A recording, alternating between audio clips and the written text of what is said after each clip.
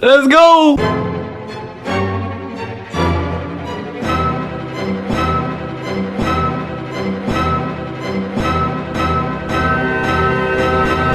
It's your boy!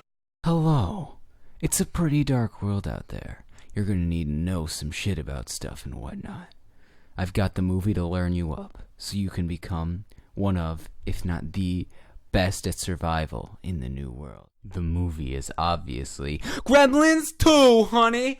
As a follow-up to the 1984 classic Tiptoes starring Matthew McConaughey, we've got all the basic survival tools. We got Gremlins. I hear there's 2 of them in this one. We got sexy ladies. And of course, we got the main selling point, the best boxer in the whole America, Hulk Hogan! Brother! What the fuck was that? I was talking about the American treasure that is Gremlins 2. Don't say that about Gremlins 2, you bastard! Fair point. You say there's actually acting involved with movies? I see. So this was bad acting? This is the only movie in existence, though. Well, what do you suggest, good sir? What's this bullshit? Oh, shit!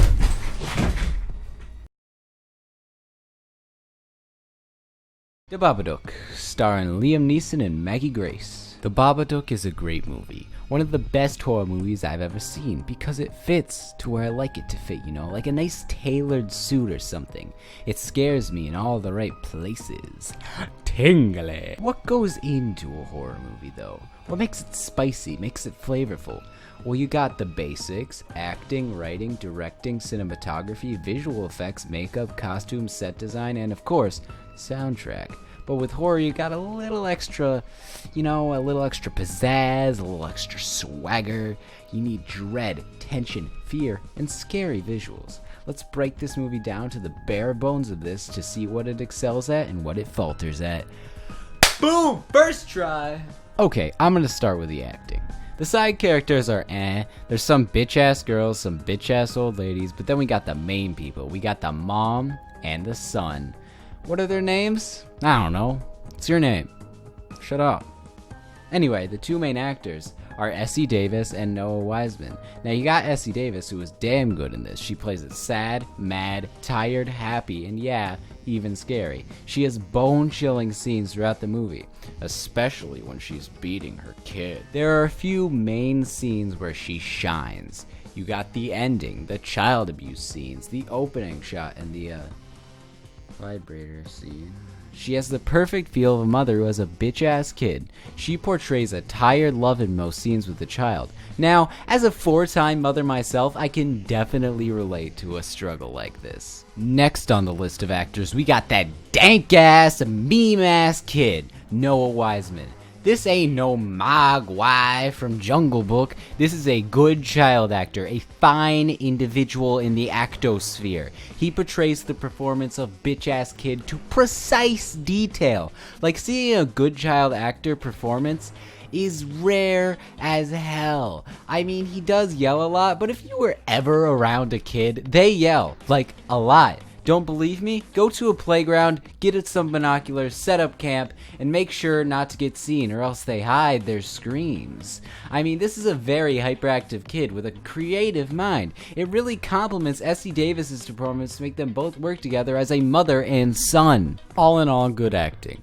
Now, actors don't matter unless you got good writing putting it all together.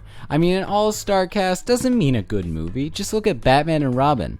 How's the writing? Well, when the 2 main characters are together, the writing is good. But the side characters don't have the greatest writing. The scenes with the Babadook actually have some lemon spice to help them in the writing section. The TV scenes especially got great stuff. Directing is good. Jennifer Kent is a talented person. You got that spooky ass scene with the Babadook on the ceiling when he injects himself into the mom. You got the kid, which I doubt would have been as good without Jennifer Kent as director.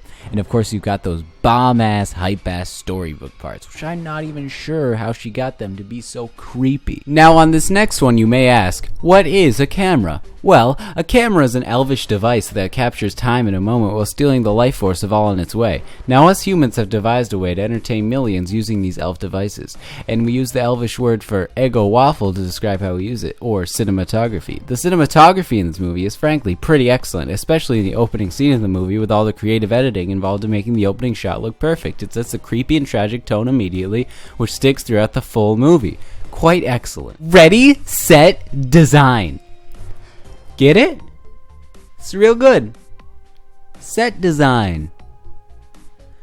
This is why I'm a disappointment. You know, the set design is actually a little too good. I'm gonna have to give it to my boy.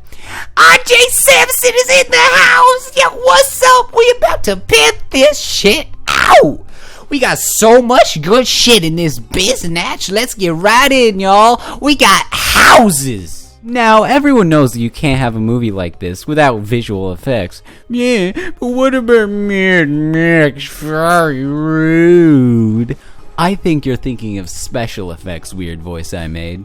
Granted, there are movies that don't have these effects, like courtroom dramas with not a lot of action, but there are frankly a lot of stunts in most movies, even movies with a lot of talking.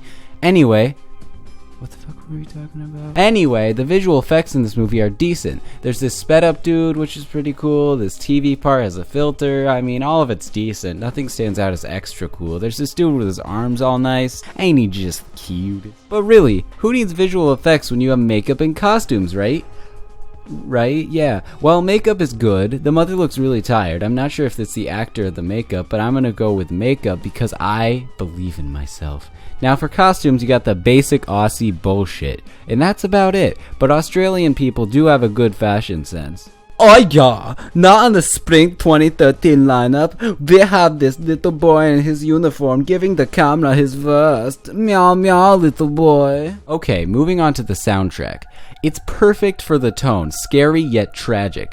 See, with this movie, it revolves around the death of the father and how hard it is being a single mother. The Babadook as a being exists to bring out the hardships of being a single parent, the anger, the annoyance, the disappointment, and in the end, the gratitude. The Babadook is the father's death. The Babadook is tragedy, and that's why the soundtrack is so perfect, because it's scary because the mother's alone, but it's also tragic.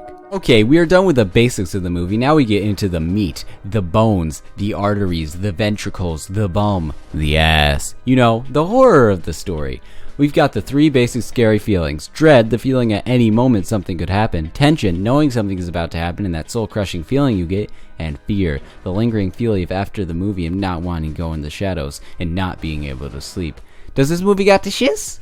Well, yeah, it's got the things. Because the Babadook comes in at random times, you don't really know when he's going to come in and destroy the scene with his masterful spook. There's a lot of tension in many of the scenes, like the TV scene, the ceiling crawling and whatnot.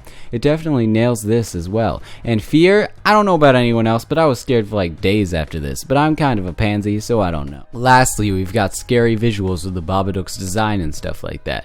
Well, the storybook Babadook is one of the scariest designs for a monster I've ever seen. It's used sparingly, thankfully. There are so many movies who abuse their scary things so much it becomes old, but these storybook scenes are so out of control with how creepy they are. They tap into our need to protect children by literally showing children getting murdered in front of us. That's a creative way to tap into that sense. My gosh. But what about the non-storybook scenes? Well, his design isn't as cool, but he still scares me. But I'm easy to scare, so I wouldn't know. Design-wise, he's a man in a hat, which if you've seen Cat in the Hat can be very terrifying. So yeah, it's really up to whomever's watching to decide how scary he is. All in all, a really good movie. It's got scary ideas and it's a moving story either way. I give this movie a 22 out of 30. That's right, bitch. Fuck are you?